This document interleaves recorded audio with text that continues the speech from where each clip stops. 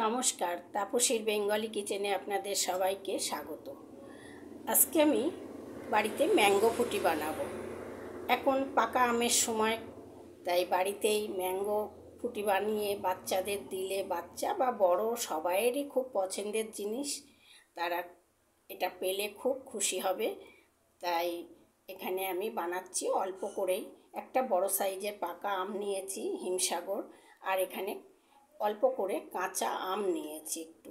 এটাকে আমি মিক্সিতে বেটে ছেঁকে নিতে হবে ছাঁকনিতে। আর এখানে আমি 250 গ্রাম জল ফুটতে দিয়েছি। এতে দিয়ে দিচ্ছি আমি 2 চামচ চিনি। মিষ্টিটা আপনারা কম বেশি সেইভাবে দেবেন, যেটা পছন্দ করেন। আর দিচ্ছি সামান্য একটু লবণ দিয়ে চিনিটারে গলিয়ে এটাকে জলটাকে একটু ফুটিয়ে নেব, নিয়ে ঠান্ডা করে নিতে হবে।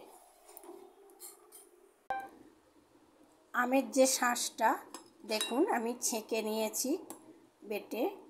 এবারে দিয়ে দিচ্ছি হাফ লেবুর রস।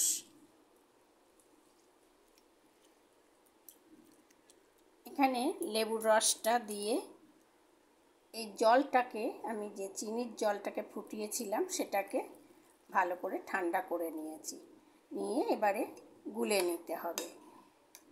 আমি কোনো ফুড কালার ব্যবহার করছি না, আপনারা চাইলে ফুড কালার ব্যবহার করতে পারেন। এইভাবে গুলে নিয়ে এটাকে ঠান্ডা, আমি এখন খাওয়ার দরকার হলে আপনারা বরফ দিয়ে নিন। আমি এখন এটাকে রেখে দেব ফ্রিজে, তাই বরফ দিচ্ছি না। এইভাবে আপনারাও বাড়িতে করুন। দেখুন এখন খুব আম পাওয়া যাচ্ছে, তাই আমের সময় এখন এটা করে বাড়িতেই বাচ্চাদের দিন, বাচ্চারা কত খুশি হবে। দেখুন খুব ভালো লাগে এটা। ভালো করে এটাকে গুলে এবারে বোতলে করে ফ্রিজে রাখতে হবে। তাহলে হয়ে গেল ম্যাঙ্গো ফুটি তৈরি। এই খুব অল্প উপকরণে অল্প টাইমের মধ্যে এটা করে ফেলা যায়। আর এই উপকরণগুলো আমাদের ঘরে সব সময়ের জন্যেই থাকে, তাই কোনো করতে অসুবিধা নেই। আপনারা করুন, করে খেয়ে বাচ্চাদের খাইয়ে দেখুন কতটা ভালো লাগে। তাহলে আমাকে জানাবেন। ভিডিও দেখতে থাকুন, লাইক করুন, শেয়ার করুন আর সাবস্ক্রাইব করতে ভুলবেন না।